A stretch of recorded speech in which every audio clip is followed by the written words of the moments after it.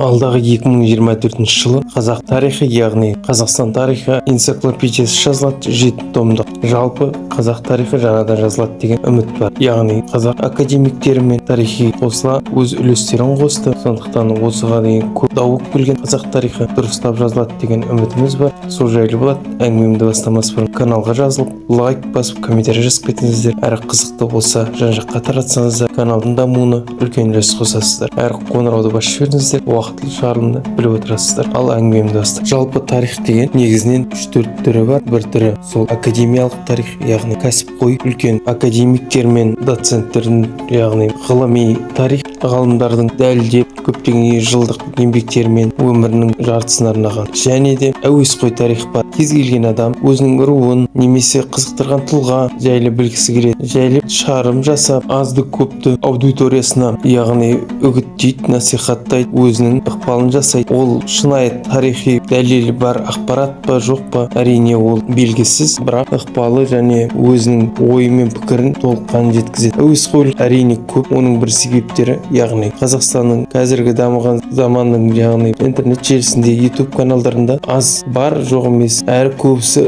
сол академиктердің көбісі орыс тілінде. Қазіргі қазақтың көп саны қазақ тілі, бұрынғыдай орыс тілінде білім алмайды, көбісі қазақ тілінде. Яғни көп халық білгісі келетін ақпаратты жоқ өз тілінде. Сондықтан мұқтаж әуесқойлардан тыңдауға мәжбүр болады. Әуесқойлықтың еш жаманы жоқ әрине, яғни зияны болмаса болды тек қана. Яғни бұл да бір сахнадағы әуесқойдың ән айтқанымен тең, әр халықтың өзінің ойымен саралай келе, әр адам өзіне қажетті ақпаратты алады, керек қажет болмаса лақ тастайды, яғни ол өзінің жадына. Сондықтан уақыт өте сарапталып, керектері қалып, керек емес әрине қалады. Жай просто айтайын дегенім, әуесқойлық тым өрескел кететіні бүкіл әлемдегі бар тұлғаны қазақ қылады. Яғни көптеген осы аңыздар мен қызу талқылау осы әуесқойлық тарихшылардан басталады. Шыңғысхан қазақ дегендей, яғни бұрынғы қазақтардың көздері көк, ұзын бойлы, сары болған дейді. Осы көптеген осындай жалған ақпараттардың көбісі еш дәлелсіз, әрі басқа бір деректер ұйқасы келсін келмесін келіп өзінің аудиториясын ұстап тұру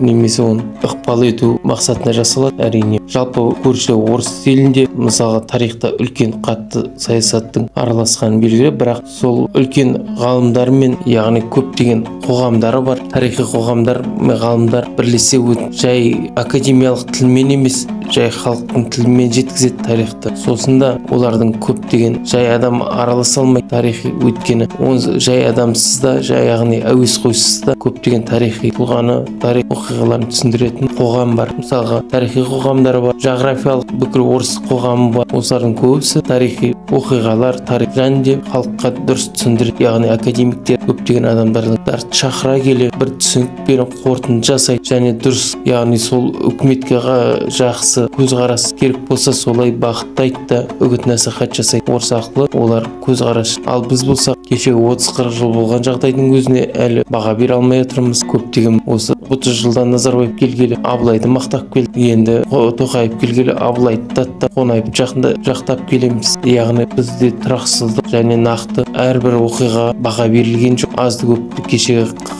қаңтардың өзінде де үлкен жұмбақ, неліктен кім бастады дегенде әрі соты бәрі бөгіп кетсе де, сол сияқты 86 жыл желтоқсанды әлі өзіміз білмейміз. Қазақты қазақ ұрды ма, қазақты орыс ұрды ма, әскерді алып шыққан адам кім? Назарбаевтың өз қатысымы жоқ дейді, бірақ билікте екінші адам болып қалай жүр? Мүлдем қатысы болмаса, көптеген сұрақтар бар. Сұрақтарға әлі жауап іздей алмады. Енді мұрағаттар ашылып жатыр. Яғни кешегі алаштарды атқызған алаштар деп не азды көпті әрине баға берілген жоқ. Неге? Өйткені кезіндегі алаштарды атқызған алаштар деп айту қиын әрине. Өйткені көп алаш ардақтарын атқызған әрине қазақтар, Сәбит Мұқанов сияқты тұлғалар, бірақ олар кедей балдар, олардың әлеуметтік топқа бөлінуі арқасында атқыз кезінде қаражаты сауаты болмағасын коммунистер келгелі, яғни кедейлерді қолдаймыз деп оларға өзін қолдайды.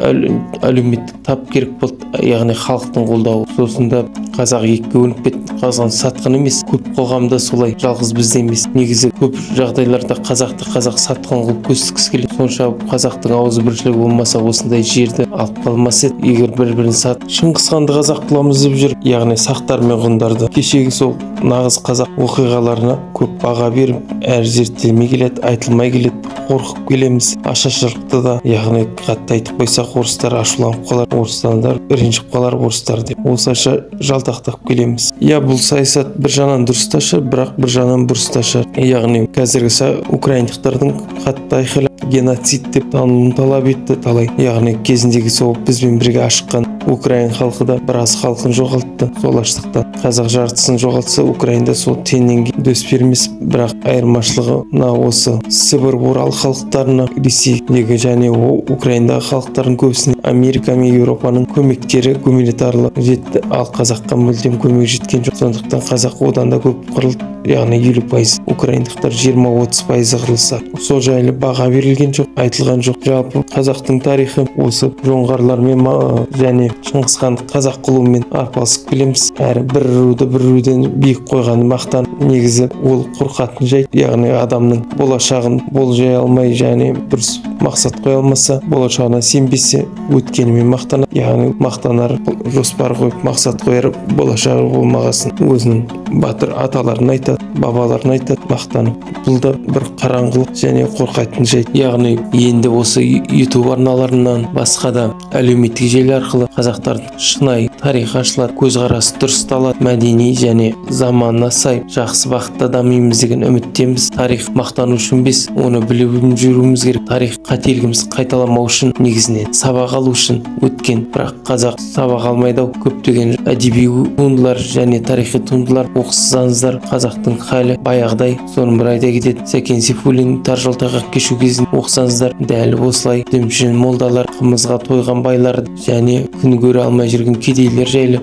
байдың мал бағып, дәл осы кезден өзінің заманына өзгермегенде, яғни бір ғасыр өтсе де әлі қазақтың соры кетпеген осындай жағдаймен келеміз. Қазірде дүмше молдалар көп, интернет желісіне, яғни ақыл айтатын құтырған байлар мен несиеге батқан халық. Соңғы кездердегі ғалымдардың ғылымның дамуы ол бір жақсы әсер. Оның тағы бір себептерін айта кетейін. Негізі Қазақстан, яғни тарихы айналысатын ғалымдардың көбісі, яғни Кеңес одағынан келеді. Сондықтан орыстардың білімін алғандар және көп зерттеулер жүргізбеген адамдар, көбісі академик, үлкен доценттер болғанмен, өз тұлғасымен. Негізі тарих олай құрылмайды, бір тұлға деп. Тарих дискуссиямен, талдаумен және дәлелдеумен құрылады. Кіші буын аға буынға аузын ашып сөз сөйлей алмайды, яғни қорқады, жұмыссыз дымсыз қаламын. Аға буын дәлелдеуге, яғни өзінің беделін пайдаланып зерттеуге көп ұмтылмайды. Осылайша көп жағдайда қалжың болса да тарихи ғалымдардың айтатыны, яғни үлкен дау туса дәлелдеуге тырыспа, оппоненттің,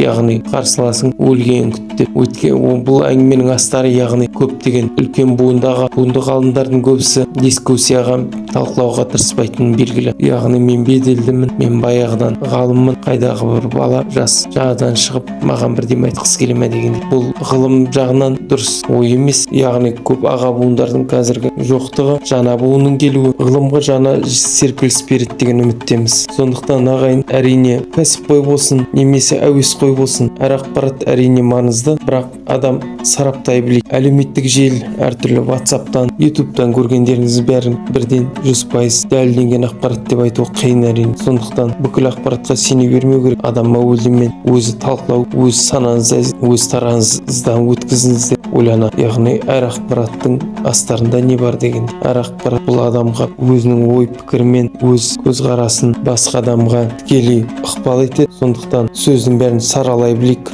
ағайын. Және жаңа тарих, жаңа буынға жақсы әсер етеді. Болашағымыз жарқын болады деп үміттенеміз. Осы 7 том үлкен ғылыми туынды көп аңыздарға нүкте қояды дейміз. Яғни қазақтар бөлінуін және біреуді мақтап біреуді қаралауын қояды. Тарихи нақты ғалымдардың өзінің саралаған және баға берген әр жағдайға бүкіл көп кейбір адамдар даттап, кейбіреулерді ақтауды қояды, жағдайға жетеміз шығар деп ойлаймын. Өткенді ойлаймыз деп болашағымызды ұмытып кетпейік ағайын. Сондықтан тарихты мақтану үшін емес, сабақ алып жарқын болашақ үшін жалғыз тарих емес, басқа да ғылымдар да маңызды. Сондықтан жай ғана мақтаныш емес, адамның алға жылжуына да қажет етші. Бірақ көп тарихпен әуес қой болмай, өйткені көрші елдегідей орыстар ұқсап өткенмен өмір сүреміз. Өйткені олар болашағы жарқын болмағасын ба, әлі де Кеңес одағын аңсап, яғни қартайған шалқысап болашағы жоқ. Қазіргі болып атқан жағдай еске алғысы келмейді. Депутаттарының аузынан лепірген сөздердің бәрі Кеңес одағы және жан-жақтағы ықпалын жүргізе алмай қалған қасындағы Қазақстан мен басқа да елдерін айыптаумен жүр. Яғни Кеңес одағында олар қол астымызда бағынатын еді, толыққан неде. Осыдан белгілі,